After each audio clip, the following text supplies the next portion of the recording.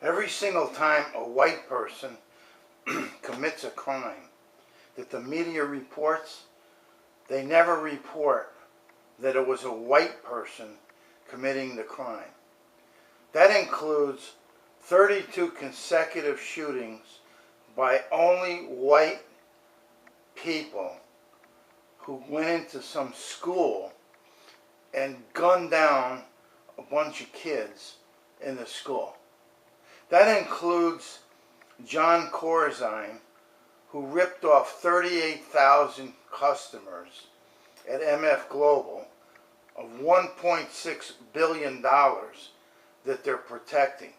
That nobody says it's a white guy that did it.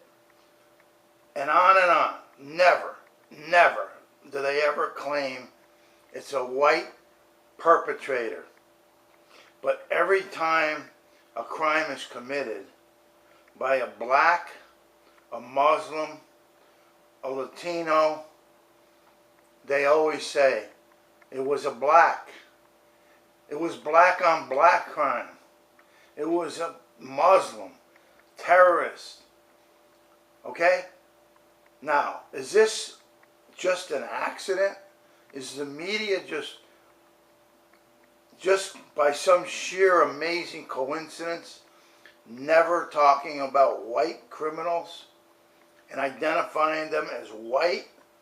And yet every time they talk about a crime committed by a black, they identify he's a black, he's a Muslim, he's a Latino.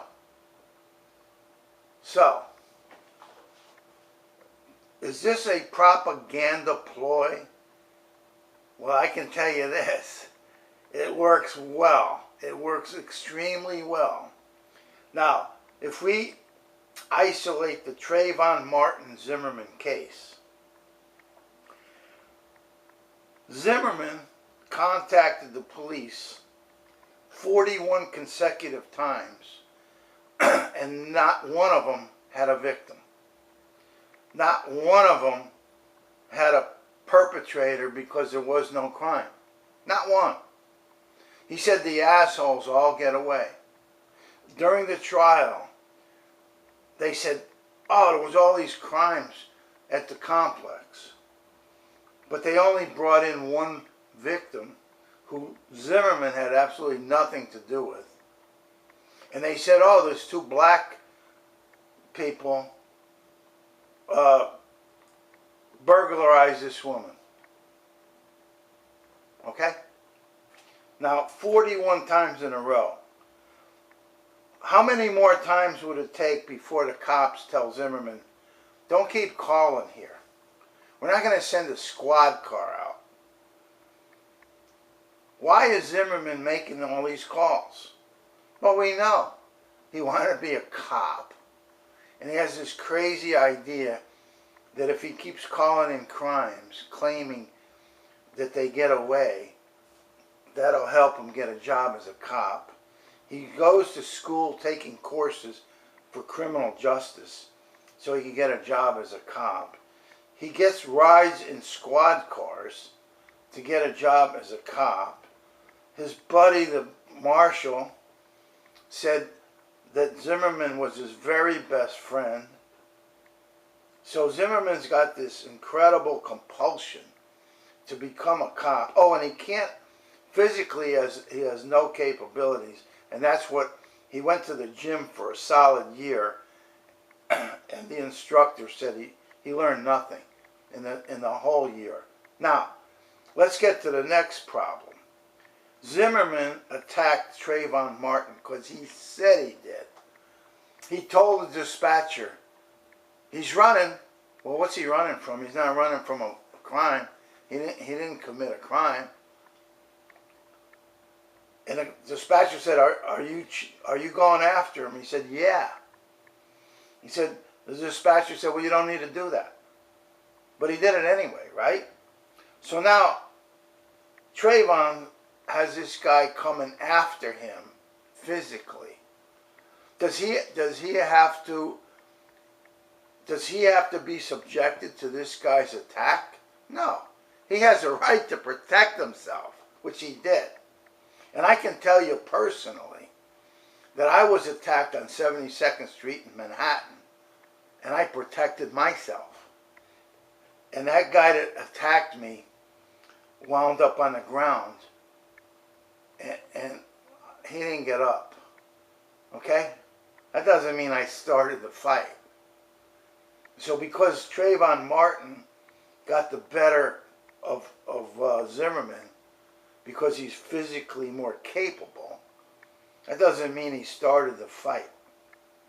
So we know that Zimmerman was knocked down. He got punched in the nose. He got his head banged off the sidewalk, and he had a gun that was hidden. And Trayvon Martin did not know that gun existed, because he would have taken that gun. He had full control of Zimmerman. So he let Zimmerman get up on his feet, and then Zimmerman pulled that gun out, and he went bang, and he shot him 2 inches from his chest. We know that from the autopsy. Okay? And I'm showing you this book for the purpose of informing you that I'm very interested in justice and in the government and in the media, which is why I wrote this book. Okay? Because I was a victim of a big Wall Street fraud that was covered up by the media and by the Justice Department. And it's a real interesting story I hope you read. But the point I'm getting at is, I understand evidence. And Zimmerman shot Trayvon Martin perpendicular, which if he was on the ground, he couldn't do. Okay? He was on his feet when he shot Trayvon Martin, because Trayvon Martin let him get on his feet. That's cold-blooded murder. Okay? We know that for a fact because the witness that came out went back in his house claiming he was going to call 911. So we know that after that, Zimmerman got on his feet. And we know that after that, Zimmerman shot Trayvon Martin. And that's the evidence in this case. So why would the prosecutor hide the fact that Zimmerman made 41 calls? Why? Why would he say he made 6? Why does he pick 6? Because here's why. Serino, the cop, and whoever else was involved in the decision to let Zimmerman go was completely incompetent. The cops who were monitoring Zimmerman, making 41 straight calls with absolutely no crimes, were incompetent. So when they were forced to arrest and prosecute Zimmerman, they wanted to cover up their incompetence. And that's why Zimmerman was allowed to walk out the courthouse, because the judge and the prosecutors wanted to make it appear that there was some legitimate reason that the police allowed Zimmerman to go before Sharpton forced his arrest and phony prosecution. And now we turned it into a big racial deal. Now who's the racist here? Well, it's the media. Okay? Because there's absolutely no indication that Zimmerman is a racist. He shot Trayvon Martin in cold blood. But it wasn't because he was a racist. It was because he reported this issue. There was no crime. Trayvon Martin had no weapon, even though Zimmerman said he had something in his hand. He did have something in his hand. It was a drink and a bag of candy. That's what he had in his hand. Okay?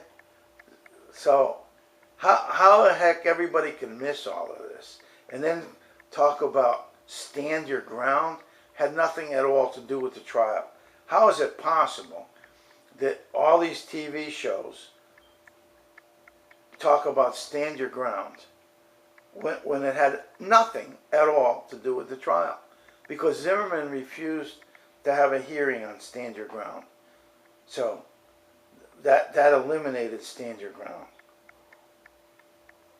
Why did the judge put stand your ground on page 12 of the instructions?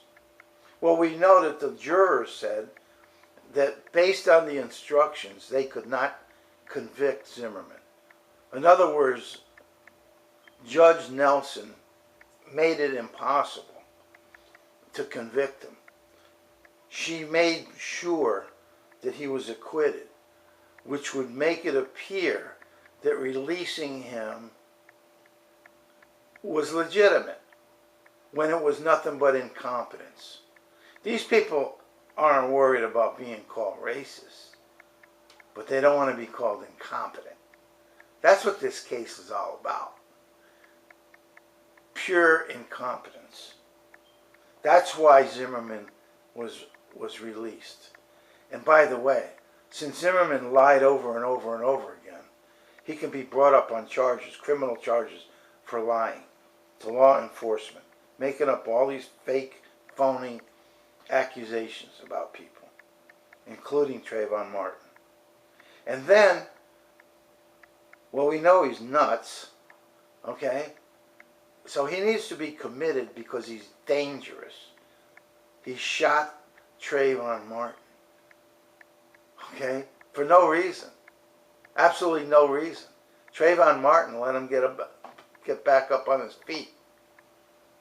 That's a fact. That's evidence in the case.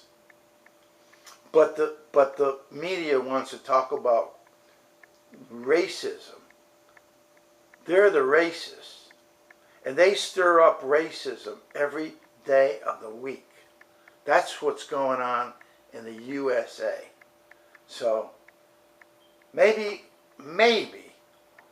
somebody will see this video and send it all over the place. Make it go viral so we can expose this whole issue and this injustice and get Zimmerman busted and locked up in a funny farm where he belongs for the rest of his life. Thank you and have a good day.